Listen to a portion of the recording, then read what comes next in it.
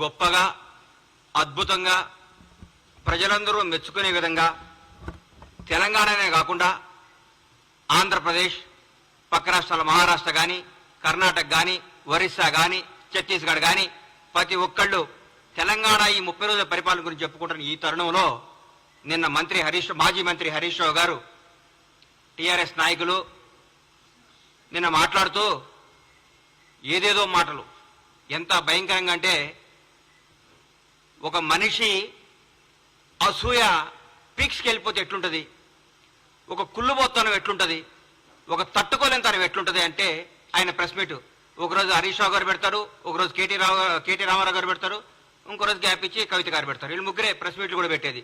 ఎందుకంటే టీఆర్ఎస్ నాయకులు తెలుసు బ్రహ్మాండంగా చేస్తుంది కాంగ్రెస్ ప్రభుత్వం.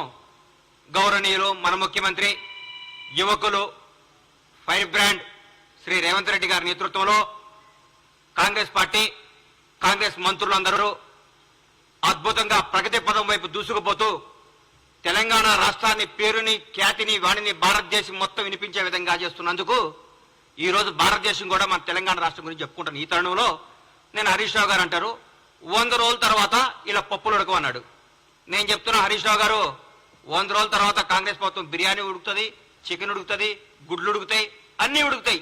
మీది ఏం ఉడకదు, మీ నీళ్లు కూడా ఉడకవు, మీ నీళ్లు కూడా కాగవు. ఎందుకు సార్ 100 రోజుల తర్వాత మమ్మల్ని ఏం చేస్తారు సార్ మీరు? ప్రగతి భవన్ని ప్రజాభవన్ చేసినందుకా? మీ ప్రగతి భవన్లో ఉన్న 100 గడీలు 5-6 పెద్ద పెద్ద బిల్డింగ్లు విడగొట్టి అందరికి అందుబాటులో తీసుకొచ్చినందుకా? ఒక దళిత ఉప ముఖ్యమంత్రిని తీసుకొచ్చి అందులో పెట్టినందుకా? ఎందుకు సార్ మీరు చేసేది? నియంతృత్వ పాలనకు పాతరేసి ప్రజాపాలన తీసుకొచ్చినందుకా? మరి మహిళలందరికీ ఫ్రీగా బస్సులు ఇచ్చాం, ఫ్రీ బస్ టికెట్. 8 కోట్ల పైచిలకు ప్రయాణించారు మహిళలు. మాటల విషయం కాదు ఇది. 8 కోట్ల మంది స్త్రీమూర్తులు ఫ్రీగా తెలంగాణ రాష్ట్రంలో టికెట్ లేకుండా.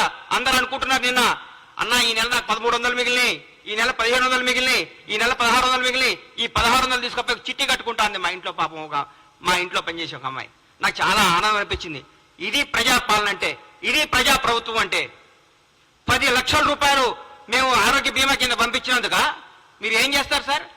మేము ఏ నిరుగొత్తు లేకుండా, ఏ రికమెండేషన్ లేకుండా నిజాయితీ గారి పరిపాలన అందిస్తున్నందుక, నీతి గల నాయకుల్ని మంచి మంచి ఉద్యోగాలు నియమించినందుక ఏ ఫీలింగ్ లేవు. సమాజం ప్రతి ఒక్క కమ్యూనిటీని తీసుకొని నీతివంతమైన అధికారులంతా నియమించి ముందుకు తీసుకుపోతున్నారు ముఖ్యమంత్రి గారికి రేవంత్ రెడ్డి గారు. మీరు దీనికా సార్ ఎందుకు కుళ్ళుకుంటున్నారు సార్? మీరు నాకు అర్థం కావట్లేదు. కాళేశ్వరం మొత్తం మీ మేడిగడ్డ కాళేశ్వరం అవినీతి మొత్తం మా వాళ్ళు ఎంక్వైరీ చేస్తున్నందుక సార్ మీరు? మా మంత్రులందరూ మా ముఖ్యమంత్రి గారితో పాటు కొలీగ్స్ అంటే అది బ్యూటీ ఆఫ్ డెమోక్రసీ అంటే చూపిస్తున్నాం కాంగ్రెస్